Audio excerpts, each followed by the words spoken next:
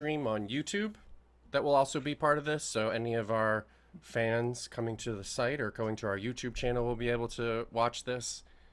And then we'll start our recording and get started in just a moment.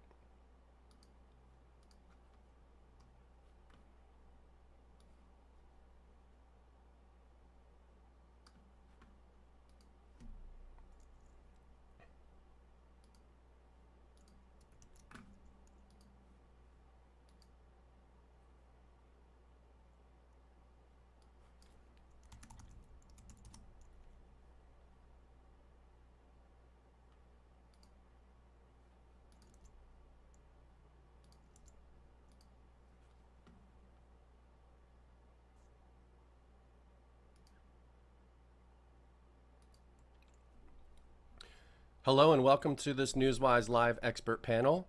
Today we are talking about winning over vaccine skeptics and other topics related to the current state of the COVID pandemic. We want to ask how the vaccination effort is going, as well as what are some of the strategies for winning over vaccine skeptics and getting maximum participation in immunization. As cases have continued at concerning levels in many states such as Florida, Texas, and Michigan, as well as other parts of the world such as India, where they're having catastrophic numbers. We wonder if there's an answer to the threat of vaccine escape and the ability for us, at least in the US, to reach some level approaching herd immunity. We have with us two panelists. I want to introduce first Dr. Melanie Swift.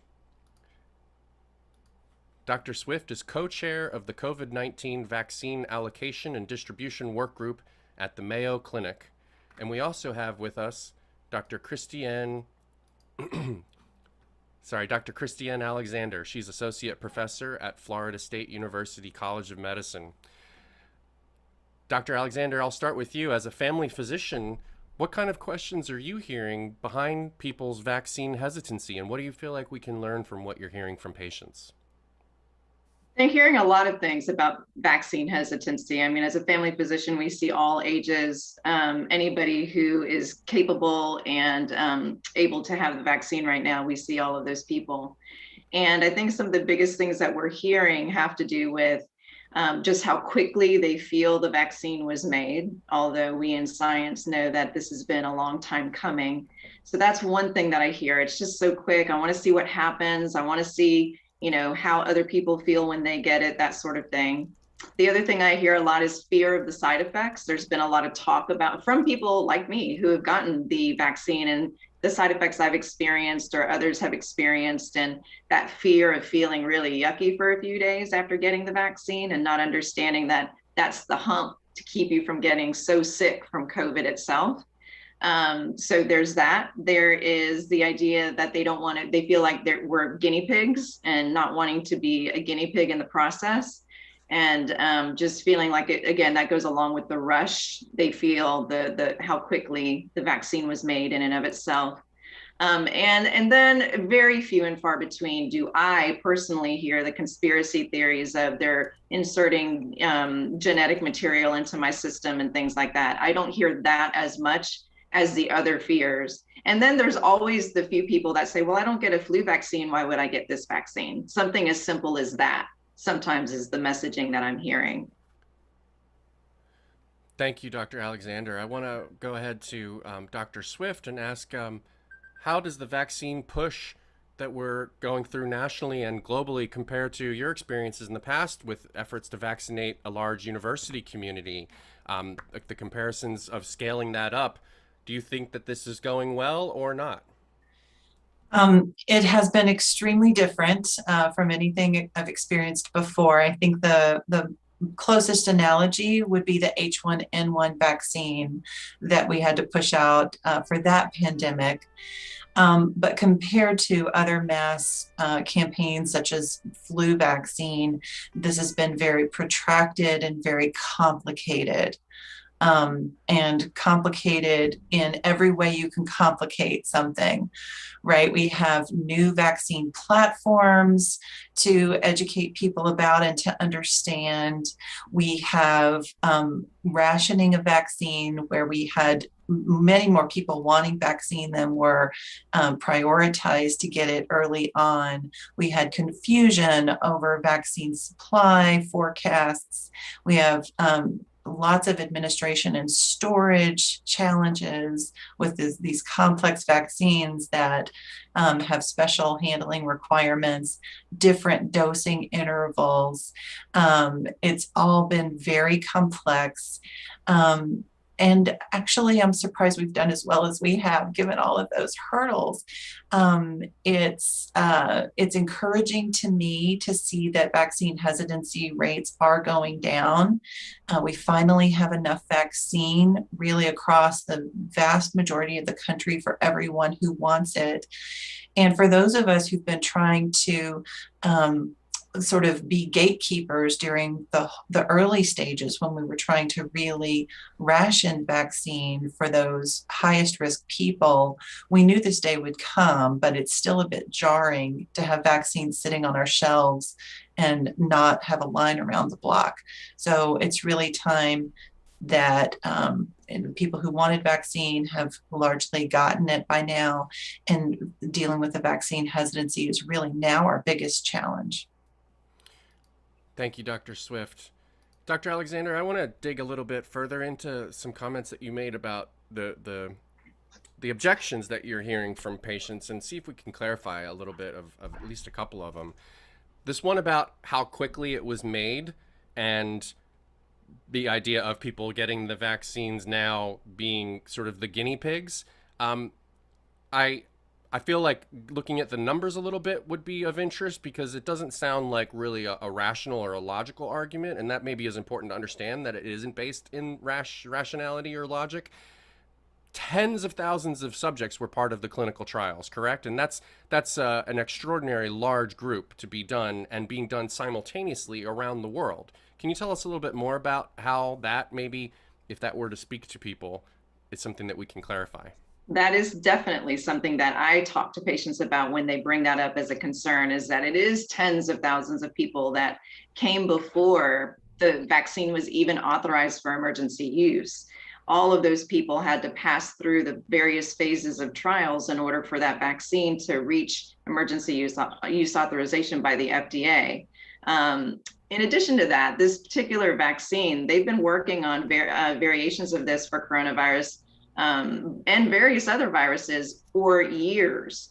The thing that people have to realize is that when there's a global pandemic, everything gets put on hold, and this becomes the primary focus. This vaccine became the primary focus for everyone globally.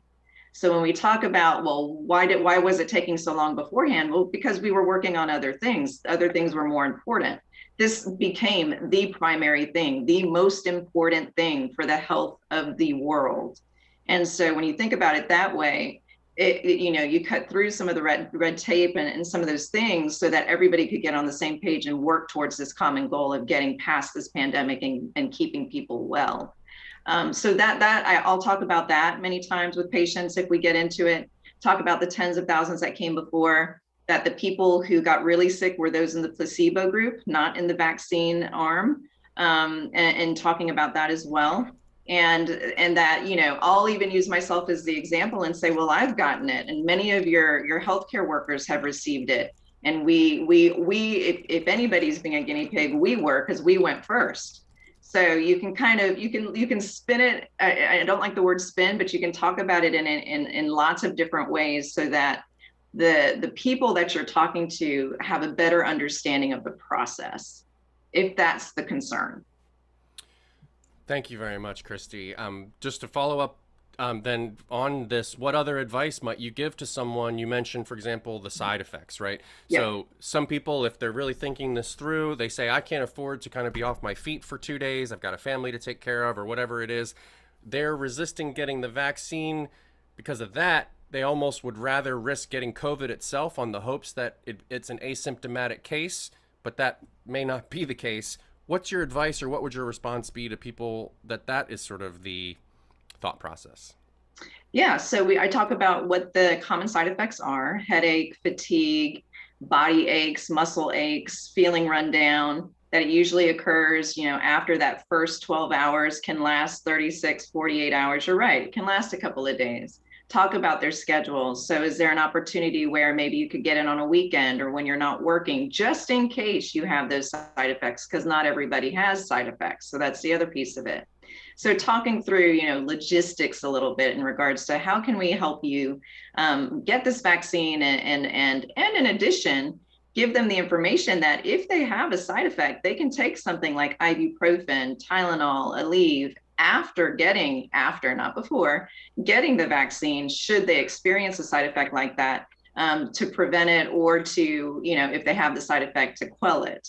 So there's that option as well. So there's ways to treat the side effects. And then the icing on the cake, of course, is if you were to get COVID, there's no guarantee that you're not going to be one of the severely sick, hospitalized people.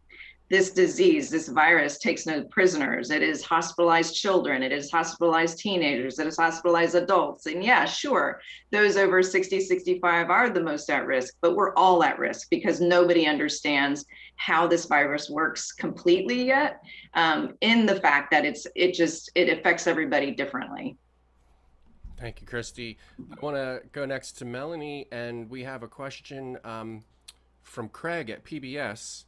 I'd like to invite Craig to ask. Craig, I've enabled your audio if you can make it live, and go ahead and ask your question.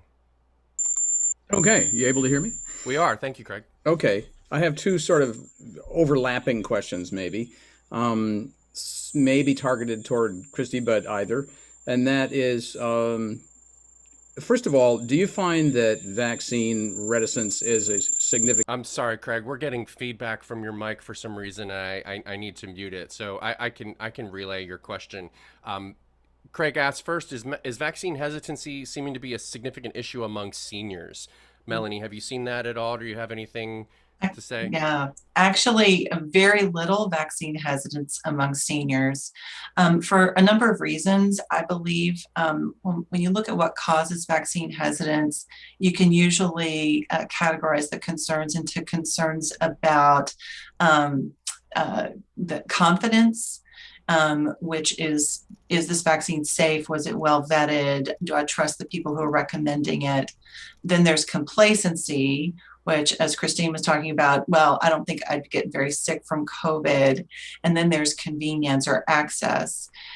So for seniors, they tend to be more trusting in general of authority figures and experts who have recommended the vaccine.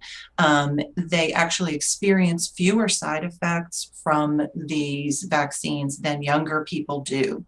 So they're not getting horror stories about having high fevers and having so many side effects. And they're also pretty tough and willing to go through those few side effects they do get. But very importantly, I think it's been made incredibly clear the vulnerability of elderly to COVID-related morbidity and mortality. Our nursing home residents in the United States comprise a very small percentage of the population, less than 10%. I think it's like 4% or less, but 80% of the COVID mortality in our state was long-term care residents. So they don't have that sense of complacency. And because they were prioritized early, they have now had all access to vaccines. So our vaccination rates in our over 65 for our county locally is over 90%. And we're seeing very high rates nationally. Thank you, Melanie. Christy, I'm curious of your response too about what's the feedback from seniors, and just building on some of Melanie's response. Correct me if this is incorrect, but the vaccines preventing hospitalizations and death is near or at 100%. And so in spite of whatever discomfort there may be with the vaccine itself, it is at least ensuring that those seniors will survive it, right? And so what else are you able to provide advice for those folks? That's exactly right. And everything that Dr. Swift said is right on point. Even here in Tallahassee, it's the same. People were 65 and older were lining up when it became available, shutting down the phone systems, trying to call in and get appointments, which was such a great response. And so, Yeah, we're not seeing that. And nationally, we're not seeing it either, just as she said. So I think there was a good amount of good press about, this is why, because of the fact that morbidity and mortality is so high in that age group, and keeping those folks safe. And yes, you're absolutely right. All of the Pfizer, the Moderna, they do show 100% safety from severe illness, hospitalization, and death, all three. So it's really fantastic. We've never seen vaccines like this. Vaccines don't do this. So this is incredible, incredible information. And that's just one more thing that we can say to people. Like, this is unheard of for vaccines. I know we've talked about vaccines all of our lives, getting the flu shot, MMR, whatever, tetanus shot, but none have been to this level of efficacy. I heard a statistic just a few days ago that for the first 3 or 4 months of this year, zero of the hospitalizations or deaths were people who had been vaccinated. So that seems pretty clear cut. I wonder, the second part of Craig's question for you, Christy, and then back to Melanie, what do you hear from these hardcore anti-vaxxers and conspiracy theorists, and what do you tell them? That's a different story. There in some cases, you meet them where they are, you have discussions about why they think what they think they whatever the comment is, whether it's your DNA is getting changed, or they're not telling us really the truth about the side effects, and people are dying from the vaccine. And there are a lot of conspiracy theories out there, and just saying, I can give you the study that shows where that's not true. I can tell you the information. The problem is some people are so far into the zone of anti-vaccination that you can't change their thinking on it. You can try to meet them where they are. You can repetitively have that conversation, which I think is important. It's worth trying. And understand where they're coming from with it. That's the very basis of what we can do, is understand where they're coming from with it and not try to fight them on it. Melanie, what would your response be to any of these hardcore anti-vaxxers in order to do our due diligence in trying to convince any of them that may be convinced? I absolutely agree. You have to understand what their particular concern is. And sometimes their concern is that I just believe this is wrong and you can't move them. You can't, there's no fact-based information that can move that. I think it's really important that we remain humble about what's not known. I do think it's really important that we recognize that even though these clinical trials were huge and these vaccines are incredibly effective and safe, there are things that we don't know yet. That's science. Science is not a set of facts. Science is a process. And what people should be really reassured about is that even though the clinical trials cannot find 1 in a million or 1 in 5 million side effects, we have incredibly robust vaccine safety monitoring programs in our country, even after these vaccines are licensed. And so the fact that there was the pause on the Johnson & Johnson vaccine, that got some vaccine skeptics riled up to say, I told you so. I told you there would be problems with this vaccine. But honestly, can you imagine another situation where 6 people could have something happen to them and the entire country grinds to a halt? It's amazing that our monitoring system is so robust. We were able to detect those and find out and take all the steps we needed to do to find out were there any more cases, how can we understand this, how should we proceed forward in the safest and best way for the country, and we did that. And so I think that's about humility, it's about transparency, it's about recognizing we don't know it all, it's not all set in stone, but our ears are open, our minds are open, we're continuing to be very concerned about doing the right thing. So that sometimes is a little bit helpful, because I think if they hear too much of just sort of the rhetoric of these vaccines are safe, they've been well studied, then they're not going to move, they're not going to listen. But a lot of people I think are not that far dug in. I think they are just truly hesitant, not anti-vax. They truly want to have some peer observation. They do want to see that, people that they trust and know personally do well after vaccination, and especially when we start to roll vaccine to children.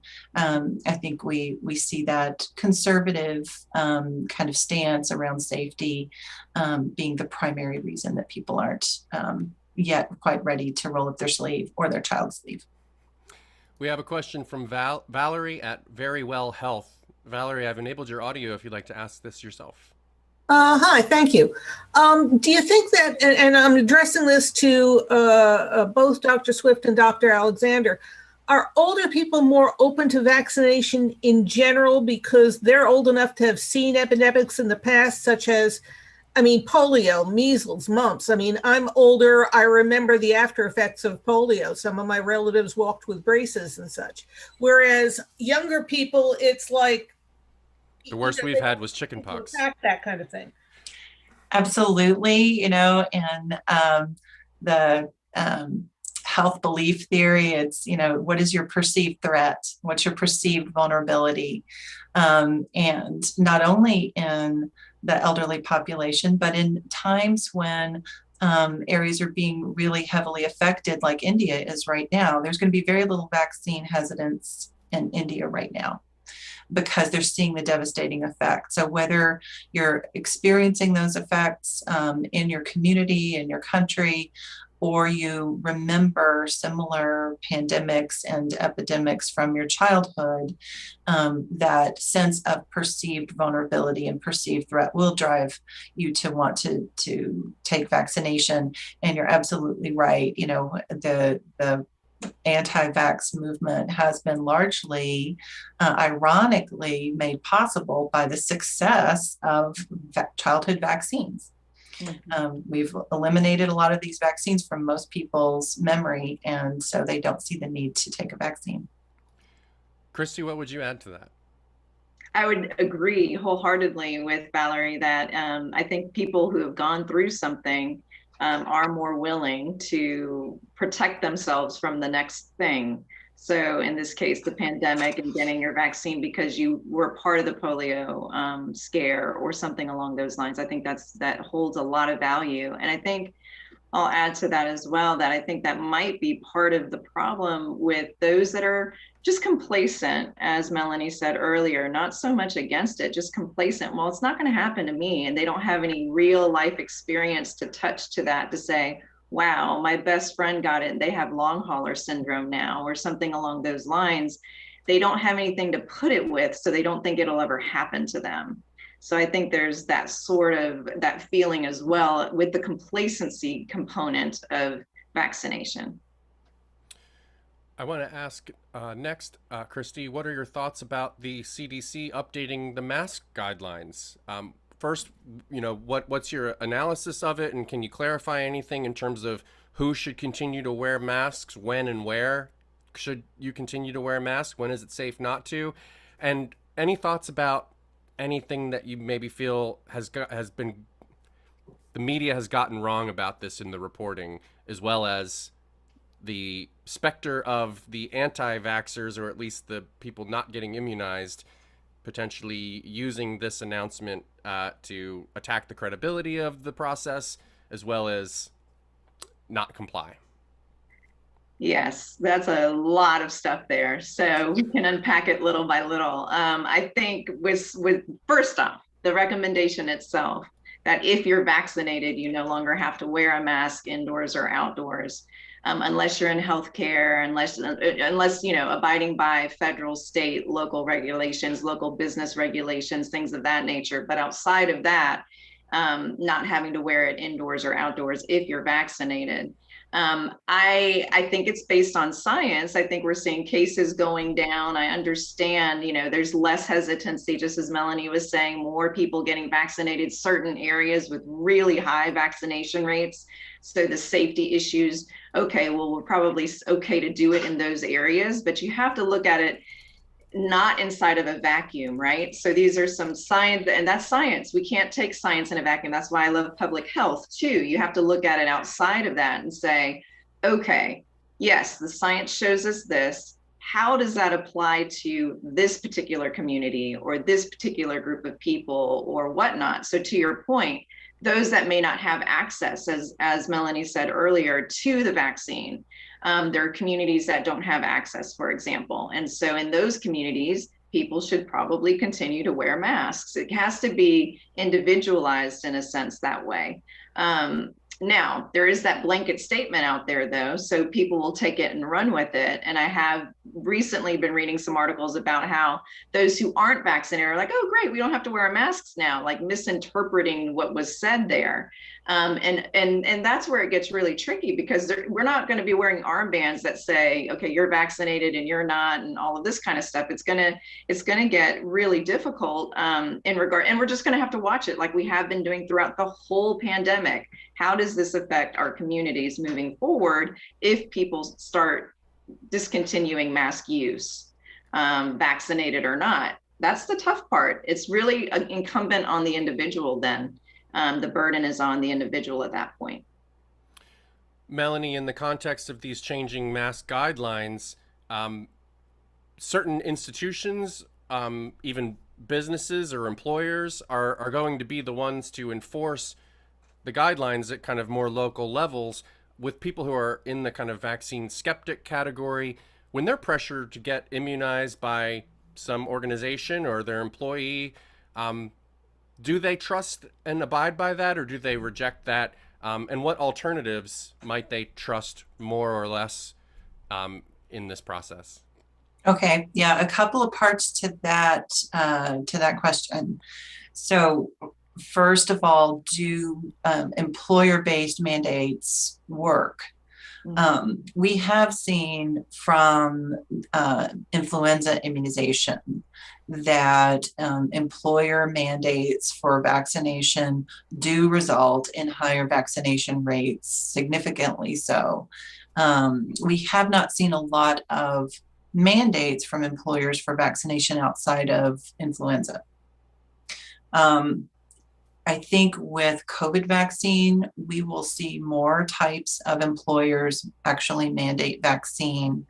The University of Pennsylvania healthcare has already announced that they are now mandating their healthcare workers take the vaccine. There will be a lot of things that need to be clarified. You know, do you just have to get vaccinated initially, or do you need to get boosters if those become recommended, et cetera? But I do think we'll see more than just healthcare look at this. I think we'll see transportation industry employers, educational institutions, perhaps. And I do think that there will be other non-employers that start to require it for participation. Certainly colleges and universities are likely to start adding it as a requirement. They already do have some immunization requirements. And we may ultimately see it down the road a bit as a school entrance requirement. And in between here and there may be recreational activities, cruises, et cetera, that could implement a requirement. Well, anything like that, of course, has to be compliant with the ADA and has to have a process for accommodating people who, for medical or religious reasons, are not able to take the vaccine. And they have to have a way to verify it. So it gets really complicated. I think, we've already started to see incentives before mandates. There are some really novel incentives like lottery systems and things like that. So we may see more carrots than sticks at first, but I do think ultimately we'll see some mandates. And then what was the second part of that question? Just what kinds of entities might these people in the skeptic category or on the fence might they trust or listen to more or less than others? Right. I think that we have seen good vaccine uptake among people who do trust medical authorities, experts, public health, our government, the vaccine manufacturers, science. Those folks have gotten the message, but there are people who don't have particularly high levels of trust in those traditional voices of authority and medical recommendations. And for them, there still may be influencers that could provide that sort of trusted recommendation. That's often a faith leader, someone from their own community, a peer who's more of a thought leader in their social or other demographic group. Celebrities, I think, have a role in some of this, particularly as we get into younger and younger populations, having role models from sports and industry, the entertainment industry, musicians and others can sort of help normalize getting vaccinated, see it as the cool and acceptable thing to do. So I think that there's a range of trusted voices and influencers that we need to leverage now. If anyone on the call has further questions for either of our panelists, please do chat those to us and we'll have them asked and answered. Melanie, following up on some of the comments you made, how do you recommend that public health officials as well as frontline workers in some of these places where the controversy is present about wearing or not wearing masks, especially when going into retail businesses, for example, what's your advice for how those health officials or frontline workers could handle these objections? Yeah, I think to Christine's point, you've got to look at the data and you've got to look at what the risk actually is. And if your community is not highly vaccinated, if you don't have a good sense of safety for allowing the unmasking that CDC does allow for, then I think it's perfectly within a business's right, unless prohibited by state law in some places, to impose a mask mandate universally. I think part of the calculation in liberalizing the social distancing and masking recommendations were to kind of incentivize vaccination. However, I'm not sure that I think it's a bit optimistic to think that the same people who have refused to be vaccinated will comply with masking on the honor system. I'm not sure that that's the audience that's highly responsive to these authority recommendations. So I think when you're in doubt about how safe that is to do, I would recommend erring on the side of caution for everyone, because you don't know who in that store, in that building, in that business may be immunocompromised. Maybe they're vaccinated, but they may not have full protection from the vaccine and they may be vulnerable. So we're not only vaccinating to protect ourselves, we're vaccinating to protect everyone around us, most of whom we don't know their story. Christy, I want to ask you about the emergency use authorization the FDA announced recently for children 12 and up. How do you think this is going to change the game for getting as many people immunized as possible? And just as a frame of reference for everyone who maybe isn't up on the numbers, I believe we're just over 1/3 of the eligible population that's gotten the vaccine so far. And in various polls and surveys, close to half saying they're uncertain about it. And as many as 25 to 30% of some groups saying that they just absolutely will not get it. Does it being available for children change the equation a little bit? It absolutely does. I mean, at the end of the day, kids, while they may not get as sick, there may be more asymptomatic cases. There have also been studies that have shown that somebody becoming really ill with COVID was in contact with a child who was in person schooling within 14 days prior. So it may not be about the child, it may be about the people around that child. And so we've known that all along. We've been saying that all along, that even though kids are less at risk, generally speaking, when they get sick or when they contract COVID-19, it's the people around them that get affected by it as well. So I think it's going to be a huge step forward. Maybe somebody can't get the vaccine for some reason, they're just not able to get it, but the kids can. So again, it kind of helps with that herd immunity picture, getting closer to that if we'll ever get there, but closer to those numbers that we would need in vaccination rates to reach true herd immunity. And it's got to be the whole population involved with that. So the fact that we're opening it up and seeing the studies showing that it is safe and efficacious in that age group, and that the studies are continuing to be done on children even younger than that, moving forward, is a step in the right direction. Craig at PBS asks in the chat, do you think that we still have the likelihood of attaining herd immunity?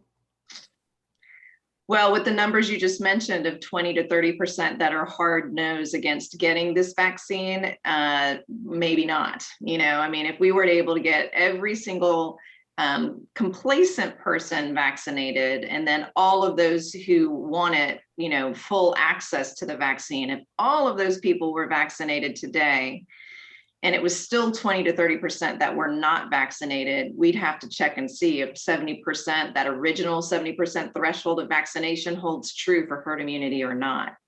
So, and you think about the numbers that way, it'll be tough to get to herd immunity. What we will likely see is where, sort of like the flu, where the COVID is always with us, and seasonality occurs, and whether we need a booster shot or not remains to be seen, right? We don't know about that yet, but where we might have some seasonality to it, and there are like stages and waves of it and things of that nature, is more likely to be true than true herd immunity.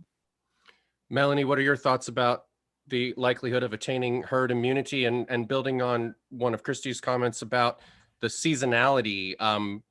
I wonder if you could clarify on that at all, the kind of circulation, the waves that may move around the globe. Yeah. So herd immunity is achieved by people getting immune through either vaccination or acquiring disease. So if everyone who was vaccine hesitant was vaccine hesitant because they'd had the disease, we might be okay. But I don't think that's the case. But we also haven't seen clear data, have we, on infection once preventing infection again? There's been cases of reinfection. There definitely have been some cases of reinfection. However, it does appear that people have good protection for at least 3 to 4 months.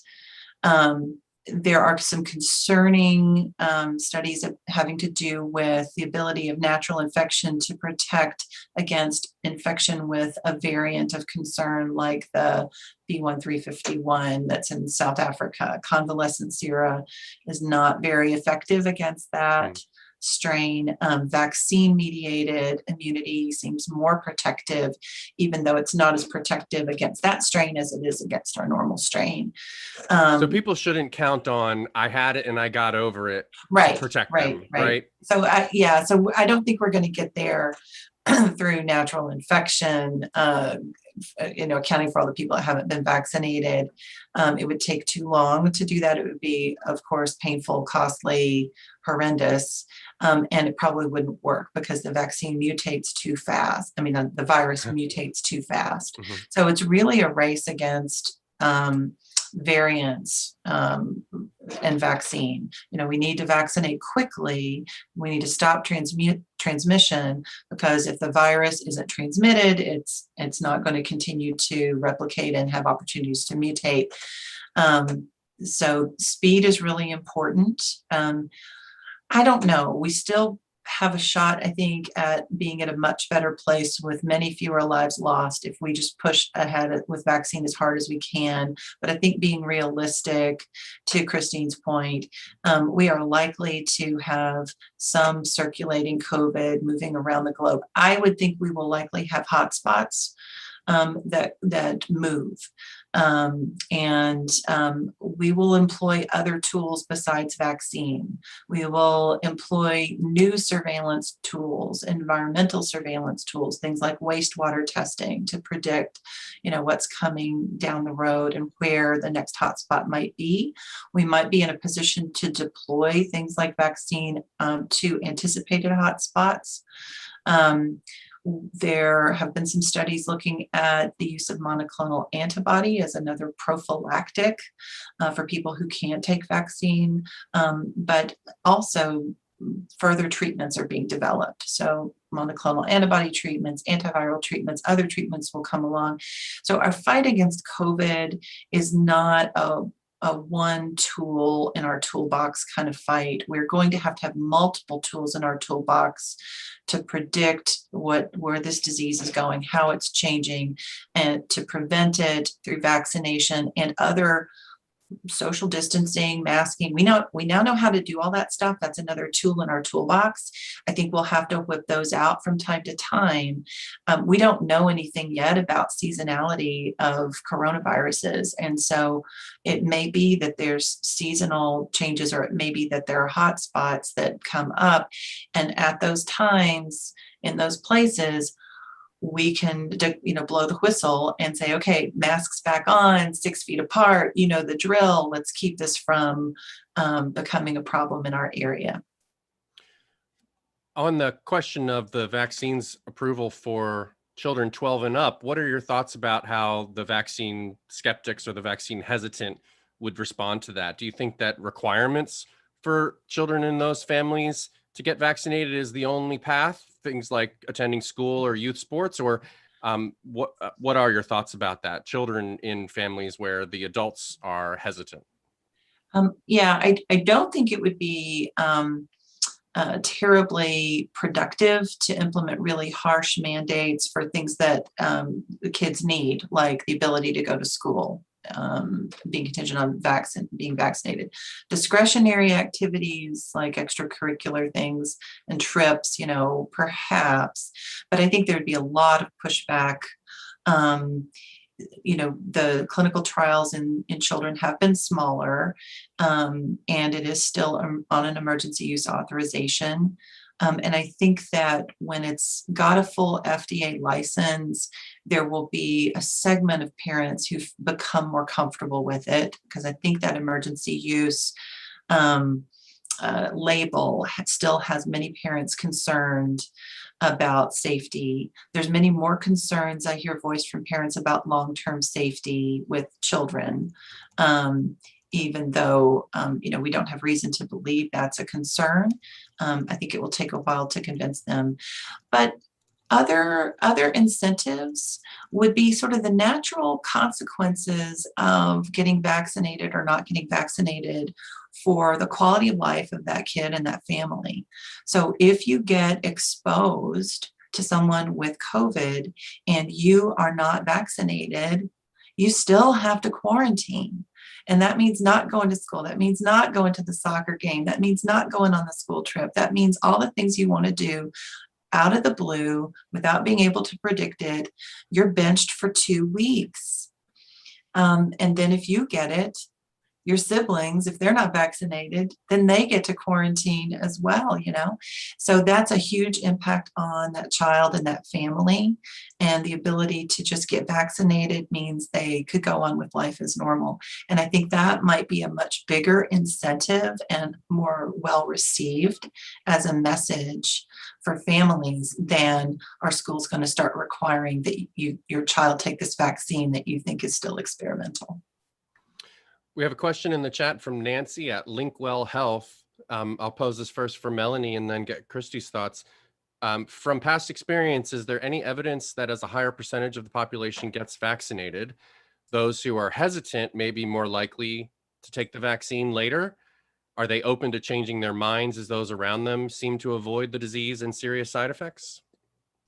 I don't know the science on this in terms of actual data. Anecdotally, it makes a ton of sense, and we've seen that in our own healthcare worker populations. We have seen it. We've recently started opening walk-in clinics at our site, and we're hearing from people who I was just waiting. For 2 things. 1, for it to be really, really convenient for me to come in, and 2, for all of my friends to have gotten it, and I see that, okay, it's no big deal. Christy, anything you'd like to add to that? Do you know of any science about this or anecdotal experience about this? Again, mostly anecdotal, very similar to what Melanie was saying. Yeah, the idea that, oh, I don't know, let me watch everybody around me. I actually had a patient say, well, since you got it, doc, I'll get it. So there is a component of that, okay, well, if it's okay that she got it and she survived it, then I'll do it too. So I do agree that there is some anecdotal, very, very good anecdotal evidence that the number of people getting vaccinated and, oh, okay, it's been okay for them, makes it more okay for somebody who might be on the fence. Christy, another question for you. What are your suggestions for having a conversation, and maybe sometimes a hard conversation, and also for media to write about talking to vaccine skeptics? Jessica in the chat asking, what's the response to those who say they don't think there's been enough data for the long-term effects, for example, and also my thoughts are one-on-one conversations versus mass messaging.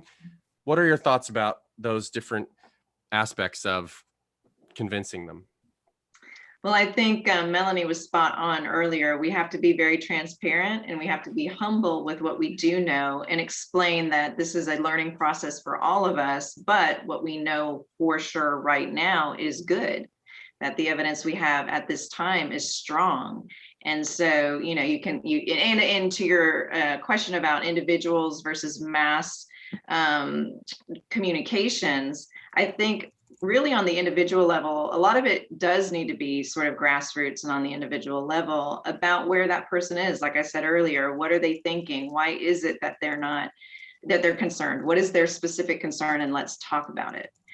So a lot of it will have to be the one-on-one conversations, and it doesn't have to be from a physician. It can be from somebody else. It can be from like she mentioned, a pastor, somebody that has that garnishes a lot of respect. And so those messages can come from a lot of people, from a lot of areas. But I think the messaging does need to be clear too, in regards to the benefits, the risks, and so on of these vaccines as it compares to having COVID itself and the mass devastation that COVID has caused. So, I think it's just continuing to send the right messages. You mentioned for the media, it's been tough. You guys have had to go through a lot of information and try to figure out, okay, what is it that I'm supposed to be putting out there? Because one day this is the message and the next day this is the message, and it's ever changing. And maybe that needs to be the messaging, that yes, this is ever changing.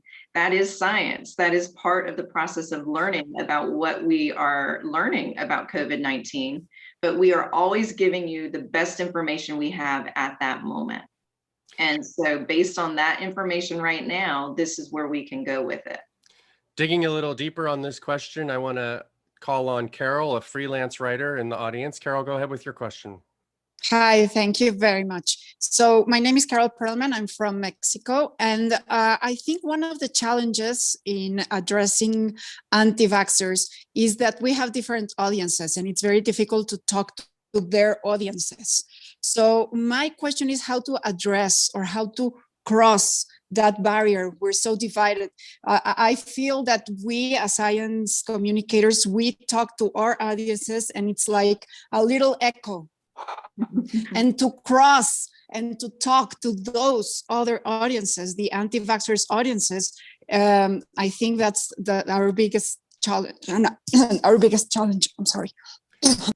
Christy, your thoughts on that? I agree. That is the biggest challenge, but I think you just answered it. I don't know the logistics behind this or how to make it happen, but all of us get in the same room at some point and have real conversations with each other.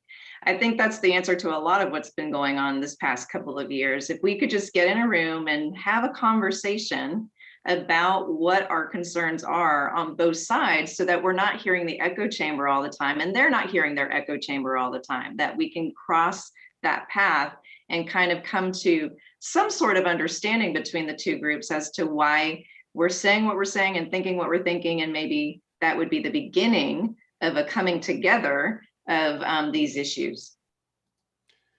Melanie, I'd like to ask if you have any further thoughts on that. I think sometimes in your role with the media, it may be more important that you're talking to the vaccine hesitant, then you're talking to the anti-vaxxers. So it's the vaccine hesitant people who are really the larger group of people who are subject to being swayed, and they are hearing messages from two sides, right? They're hearing the anti-vaxxer conspiracy theory, they're hearing science-based reporting. And so I think the question, something about the anti-vaccine movement may appeal to them, and it might be mistrust of authority, it might be a number of things. So anything we can do to get the factual information to that susceptible audience who still is open to hearing in ways that they trust. And part of that is to make sure that they're able to hear it from people who look like them, who've had the same sorts of cultural backgrounds and life experiences, and the same sensitivities that they may have to some of their concerns that they perhaps haven't voiced. And I mean, we've got to talk about the fact that we have such great disparities in healthcare, and COVID has certainly been no exception, and COVID vaccine sadly is no exception either, with the lowest vaccine uptake rates among African Americans compared to other races in our country.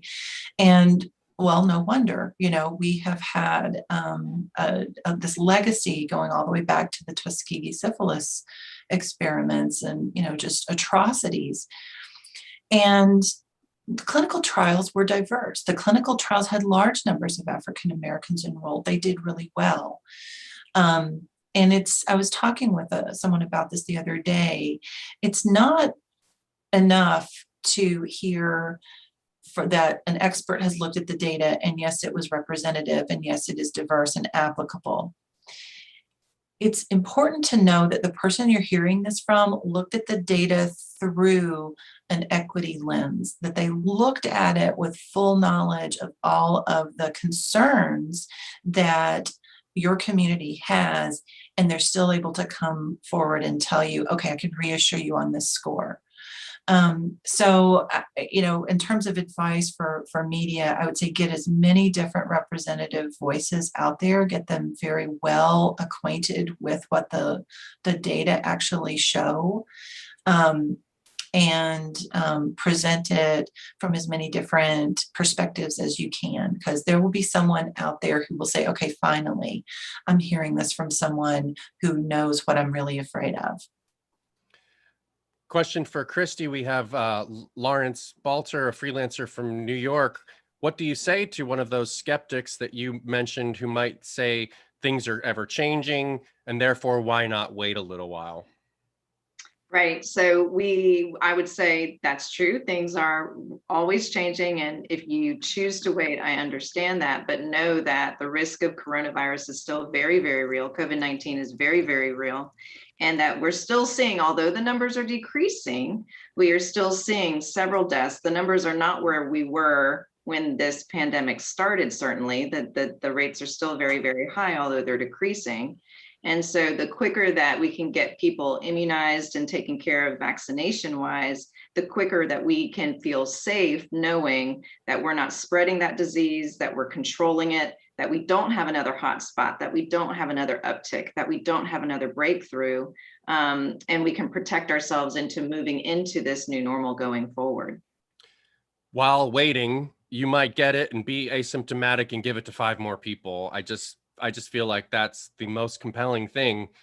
Thank you for those comments, Christy. I want to go ahead to Melanie for one final question, and then we'll wrap things up as we're running close to out of time, unless there's any other big questions from media on the call.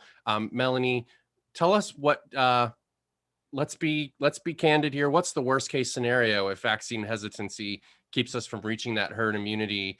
What does that mean for COVID continuing to circulate and potentially mutate or even escape the vaccine through those mutations? And then maybe tell us what's a best case scenario for the outlook. Well, worst case scenario is India right now. We have enough susceptible people who get exposed that we overwhelm our healthcare system. And that could happen in the United States through the development of some new variants that could escape vaccine-mediated immunity, could cause even more severe illness than the previous strains have caused, could be more transmissible than the previous strains. We are by no means out of the woods. This virus has proven that it is wily. It changes. It's difficult to predict. And so I think that's worst case scenario. Best case scenario is that we continue to have better and better success with our vaccine rollout. It becomes much more widely available. People find a number of reasons to take vaccine, as one of the people on the call noted in the chat. Sometimes facts are not what move people. Sometimes facts and a fact-based conversation actually pushes someone away, but perhaps there's an emotional reason or a social reason that can compel people. One thing that could be a really good outcome of this is that we really start to understand better how to communicate about not only vaccine, but other health behaviors that are for the public good, but that they may be resistant to and have reasons that they don't want to do. So we may learn more. I think we're learning a lot about vaccine technology, and I think that a best case scenario is that we develop the ability to quickly and nimbly update the COVID vaccine to stay ahead of emerging variants, and that we develop a number of tools in our tool belt, as I mentioned before, to keep us all safe. I don't think it's a realistic best case scenario that we eradicate this virus from the face of the earth. That would be a pipe dream. It would be lovely.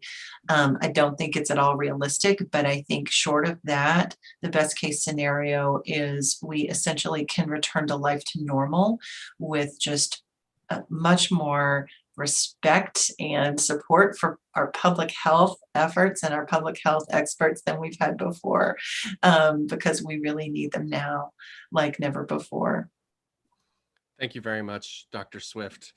With that, we will bring things to a close. I want to thank Dr. Christiane Alexander and Dr. Melanie Swift. Thank you so much for joining us. Thank you also to the communicators at Florida State and at the Mayo Clinic, Bill and Kevin. Thank you so much for helping to coordinate this together with us. For any of the media on the call, if you've already registered, you're going to get a video recording and a transcript of this event. We'll send that out early tomorrow morning.